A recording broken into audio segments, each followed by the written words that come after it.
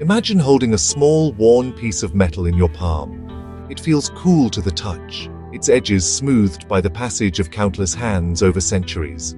This is not just a coin, it is a time capsule, a miniature monument that has witnessed the rise and fall of empires, the clamor of ancient marketplaces, and the quiet prayers of forgotten people. India's history, a vast and intricate tapestry woven with threads of conquest, spirituality, and commerce, can be read through these metallic witnesses. Each coin tells a story, not just of its value, but of the society that minted it, the ruler who decreed its creation, and the artistry of the time. From the earliest, almost abstract punch-marked silver pieces to the grand gold mohurs of the Mughal emperors, Indian coinage is a journey through a past as rich and diverse as the land itself. To an American observer, accustomed to a relatively short and standardized numismatic history, the sheer variety of Indian coins can be astonishing. The United States has had the dollar for over 2 centuries, with familiar faces and symbols.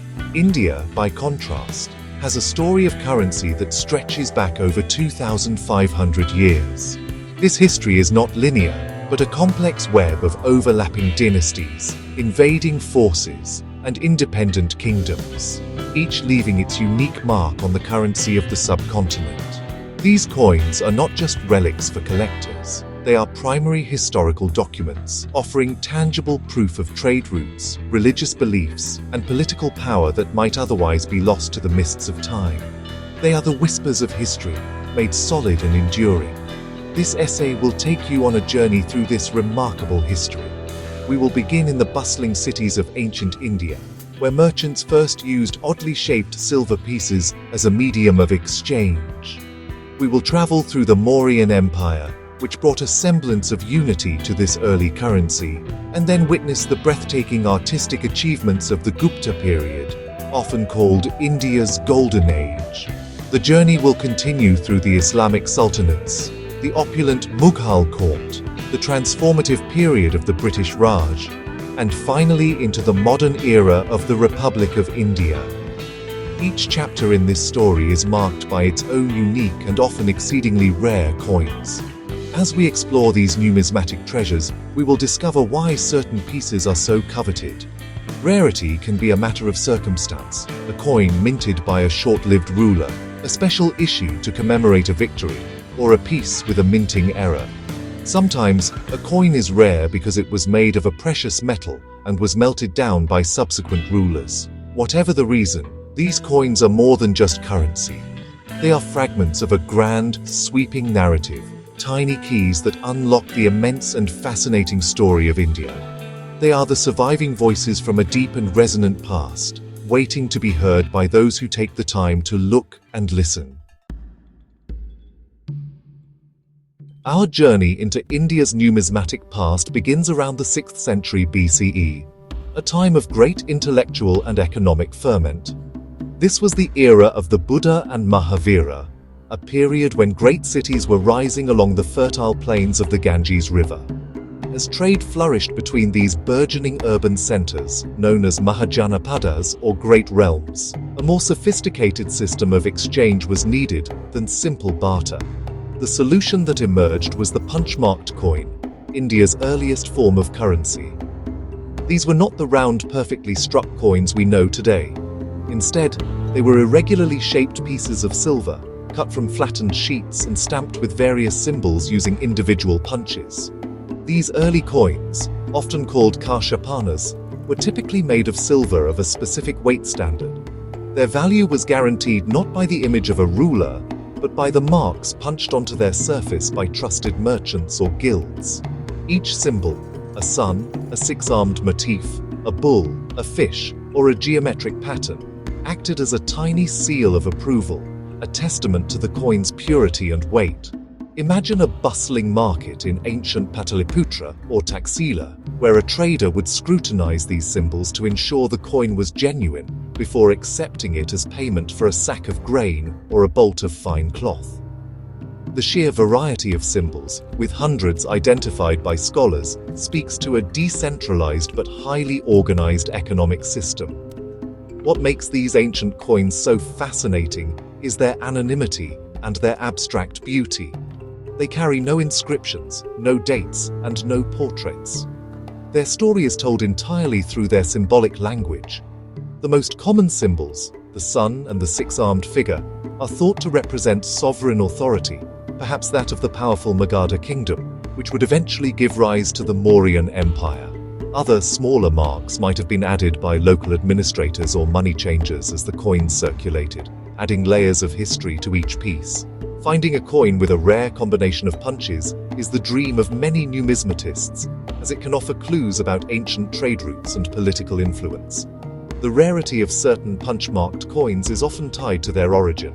While coins from the Magadhan kingdom are relatively common, those from smaller, less powerful Mahajanapadas like Kashi, Kosala, or Avanti are much harder to find. These kingdoms were eventually absorbed by their larger neighbors, and their distinct currencies ceased to be minted. Over the millennia, many of these silver pieces were melted down to create new coins, lost in the earth, or hoarded away. Each one that survives today is a small miracle, a direct physical link to the dawn of Indian civilization and the very invention of money on the subcontinent, a concept that would shape its destiny for ages to come. As the disparate Mahajanapadas gave way to a unified power, so too did their diverse coinage. The rise of the Mauryan Empire in the 4th century BCE, under the visionary leadership of Chandragupta Maurya and later his grandson, the great Emperor Ashoka, marked a pivotal moment in Indian history. For the first time, a single authority controlled a vast expanse of the subcontinent, from the mountains of Afghanistan to the plains of Bengal. This political unification brought with it an economic one. The Mauryan administration standardized the punch-marked coinage, creating a currency that was recognized and accepted across their sprawling empire, facilitating trade and consolidating imperial control. The Mauryan coins, while still following the punch-mark tradition, were more uniform in their weight and the symbols they bore. They were predominantly silver kashapanis, and a typical Mauryan imperial coin featured a set of 5 distinct punches on its front side. 2 of these symbols were almost always present, the sun and the 6-armed symbol, which were now unequivocally marks of the supreme imperial authority. The other 3 punches varied, likely representing different mints, administrative periods, or officials responsible for their issue. This system was a brilliant act of political branding, ensuring that the emperor's power was literally in the hands of every citizen, from the highest official to the humblest farmer. Although Mauryan punch-marked coins are more common than those of the earlier Mahajanapadas, certain types are exceptionally rare. Some scholars believe that specific combinations of the minor symbols can be linked to the reigns of individual emperors, including Chandragupta and Ashoka. For example, a coin with a particular arrangement of a bull, an elephant, and a tree on a hillock might be attributed to a specific period of Mauryan rule. Proving these connections definitively is a great challenge, but it makes the hunt for these specific coins all the more exciting for historians and collectors. A coin believed to have been minted during Ashoka's reign, for instance, is a profound artifact from a ruler who transformed India through his conversion to Buddhism. The reverse side of these coins also tells a story. While the front was busy with official symbols, the back was often left blank initially. As the coins circulated, tiny secondary marks, known as bankers' marks, were punched onto the reverse by money changers and merchants. A coin with many such marks had clearly been in circulation for a long time, passing through numerous transactions and traveling great distances. These small, almost incidental marks are a testament to the vibrant economy of the Mauryan Empire. The rarest and most valuable Mauryan coins are those with clear, well-struck primary symbols and interesting, identifiable secondary marks, offering a complete biography of their journey through one of India's greatest empires. Following centuries of fragmentation after the Mauryan decline, India witnessed a spectacular cultural and political renaissance under the Gupta Empire, roughly from the early 4th century to the mid-6th century CE. This period is often called the Golden Age of India, a time when art, science, literature, and philosophy reached unprecedented heights. This explosion of creativity was mirrored in the empire's coinage. The Guptas moved away from the abstract symbolism of earlier eras and introduced a tradition of stunningly beautiful gold coins, known as dinars. These coins were not just currency, they were miniature works of art, designed to project the power, piety, and sophistication of the Gupta emperors. The coins of the Gupta dynasty are renowned for their artistic excellence and intricate designs. The most iconic are the gold dinars of Samudragupta, a formidable conqueror and a patron of the arts. His coins depict him in various regal poses, as a mighty archer, a battle-axe-wielding warrior, or performing the Ashvamedha, the horse sacrifice, to proclaim his imperial sovereignty. On the reverse, the coins typically feature the goddess Lakshmi, the deity of wealth and prosperity, seated gracefully on a lotus or a throne. The inscriptions, written in the elegant Brahmi script, are often poetic verses praising the king's virtues and victories. These coins were powerful tools of propaganda, circulating a carefully crafted image of the ideal Hindu monarch. Among the rarest and most sought-after Gupta coins are those that depart from standard imperial themes. A remarkable example is the Rarest type coin of Samudragupta. It shows the emperor, a celebrated military genius, sitting on a high-backed couch, gracefully playing a veena, a type of Indian lute. This intimate and cultured portrait stands in stark contrast to the usual depictions of martial prowess. It was a message to his subjects that their emperor was not just a conqueror, but also a man of refined taste and artistic talent. Another extremely rare type is the Tiger Slayer coin of his son, Chandragupta II, which shows the king hunting a tiger, a symbol of his dominion over the wild and untamed forces of nature. The decline of the Gupta Empire saw a corresponding debasement in the quality of their coinage. Later rulers, facing invasions and internal strife, issued gold coins with less purity and cruder designs. This makes the coins from the reigns of the early powerful emperors like Samudragupta and Chandragupta II even more valuable. They represent the peak of Gupta power and artistic achievement. Finding a well-preserved Gupta gold dinar is like discovering a lost masterpiece. It is a tangible piece of a golden era, a testament to a time when Indian civilization reached a zenith of artistic expression, leaving behind a legacy of beauty that continues to captivate the world. The arrival of Islamic rule in India, beginning with the establishment of the Delhi Sultanate in 1206, heralded a dramatic shift in the subcontinent's numismatic traditions. The pictorial and mythological imagery that had characterized Hindu and Buddhist coinage for centuries was replaced by the elegant and abstract beauty of Arabic calligraphy. In Islam, the depiction of living beings is often discouraged, so the coins of the sultans became canvases for the word of God.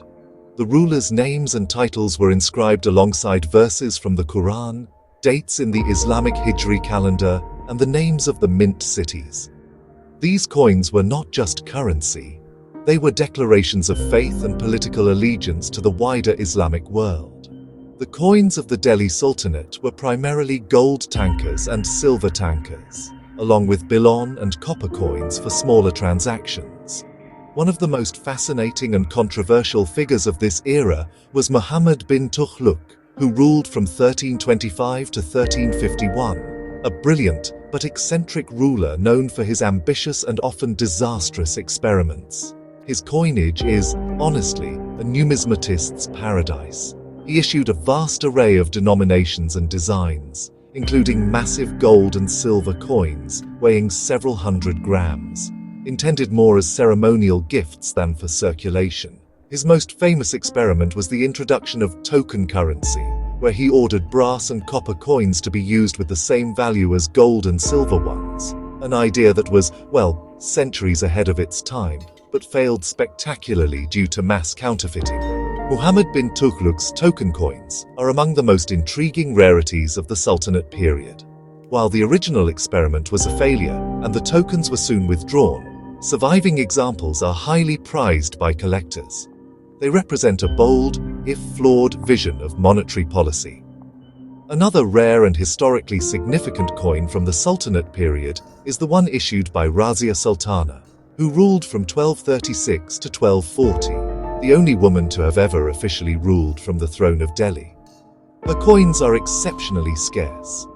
In a deeply patriarchal society, she initially issued coins in the name of her father, but later minted coins in her own name, boldly proclaiming herself Sultan and Pillar of Women, Queen of the Times.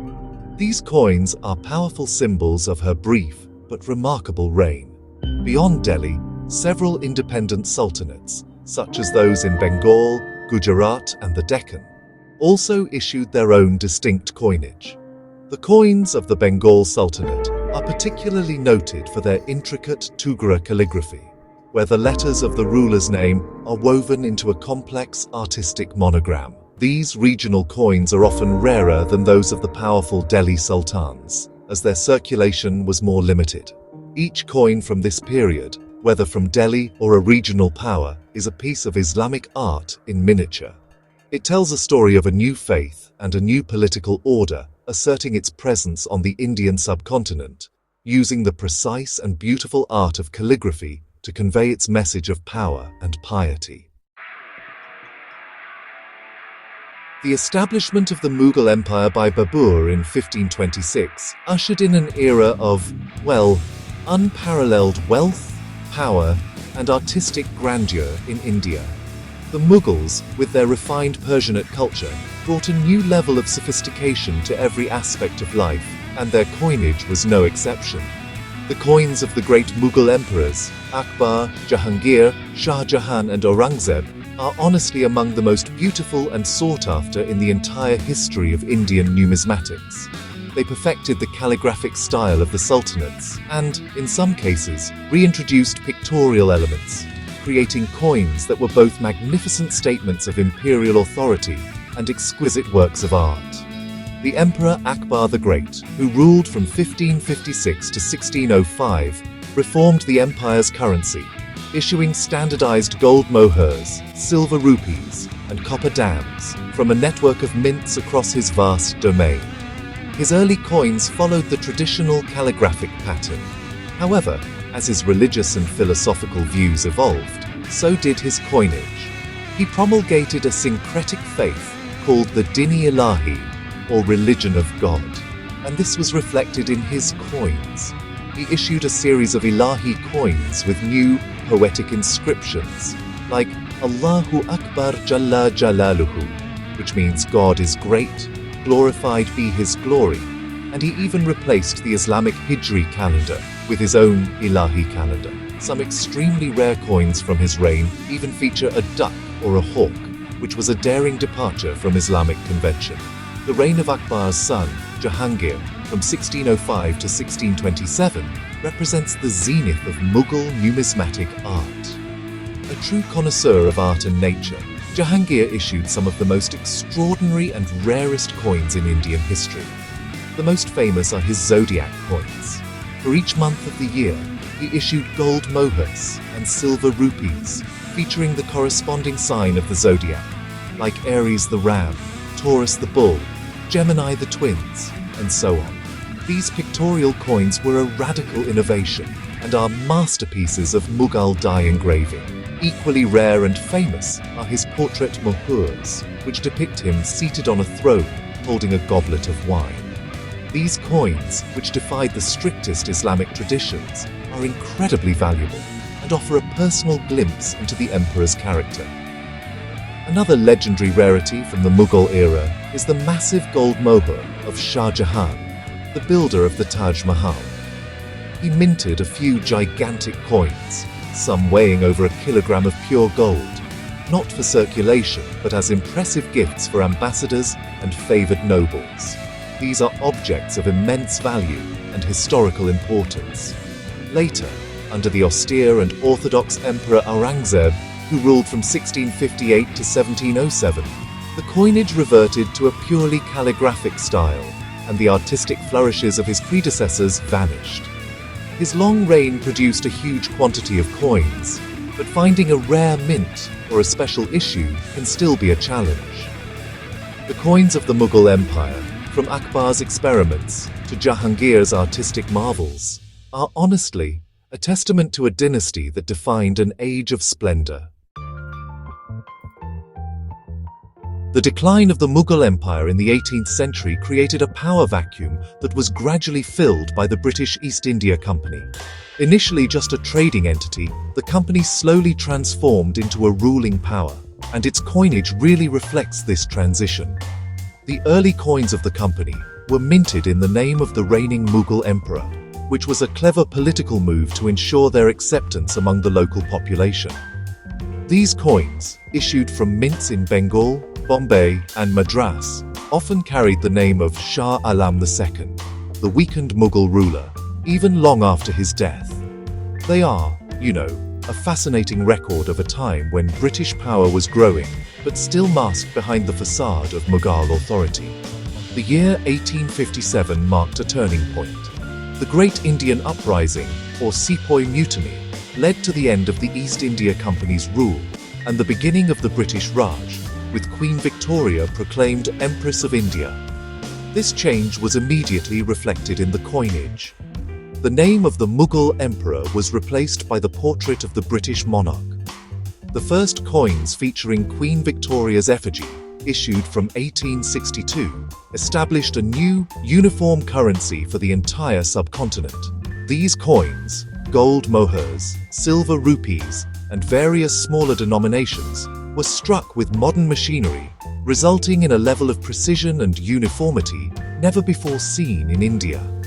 Among the rarest coins of the British Raj are those with minting errors, special proofs, or those from very short-lived issues. One of the most famous rarities is the 1911 pig rupee. When the coins for the new monarch, King George V, were designed, the elephant on the Order of the Indian Empire, worn on his robe, was engraved in a way that looked, remarkably like a pig. The pig is considered an unclean animal in Islam, and the coin caused an immediate outcry among the Muslim population of India. The design was quickly withdrawn and modified, and the original pig rupee coins were melted down. The few examples that escaped the furnace are now legendary rarities, highly coveted by collectors for their scandalous backstory. Another notable rarity from this period is the 1839 rupee of William IV with the incuse initials RS on the truncation of the king's neck for the engraver Robert Saunders. These are exceedingly rare and command very high prices. As the British Raj moved into the 20th century, the portraits of Kings Edward VII, George V, and George VI appeared on the coinage. The onset of World War II led to a change in the metallic composition of the coins. The silver rupee was replaced first by a debased silver alloy, and then by nickel, a reflection of the economic strains of the war. These coins mark the final chapter of British rule, setting the stage for India's independence and the dawn of a new numismatic era. On August 15, 1947, India gained its independence, and the nation embarked on the monumental task of forging a new identity. A crucial part of this process was the creation of a new national currency that would break from the colonial past. The first coins of independent India, issued in 1950, symbolically replaced the British monarch's portrait with a powerful and ancient Indian symbol, the Ashoka lion capital. This emblem, taken from a pillar erected by Emperor Ashoka in the 3rd century BCE, features 4 lions standing back to back, representing power, courage, confidence, and pride. It became the official national emblem and the defining feature of modern Indian coinage. The early years of the Republic of India saw the continuation of the old British denominations, 1 rupee being equal to 16 annas, and 1 anna equal to 4 pice. This system, however, was complex and cumbersome. In 1957, India made a decisive move towards modernization by adopting the decimal system. The rupee was now divided into 100 nai paise, or new paise. The word nai was used for a few years to distinguish the new coins from the old ones and was eventually dropped in 1964. This transition period produced a variety of coins of different metals, shapes and sizes, and some issues from these years are now considered scarce, especially in pristine, uncirculated condition. While modern machine-made coins are produced in massive quantities, rarities do exist, often due to minting errors or limited production runs. One of the most sought-after rarities of modern India is the 1957 2 nai paise coin. For reasons that are not entirely clear, the mintage of this particular coin was extremely low compared to other denominations from the same year. Finding a 1957 2 nai paise coin in good condition is a significant challenge for collectors of Republic of India coinage. Similarly, certain commemorative coins, issued to mark special events or honor important personalities, can become rare if they are minted in small numbers or in precious metals for collector sets.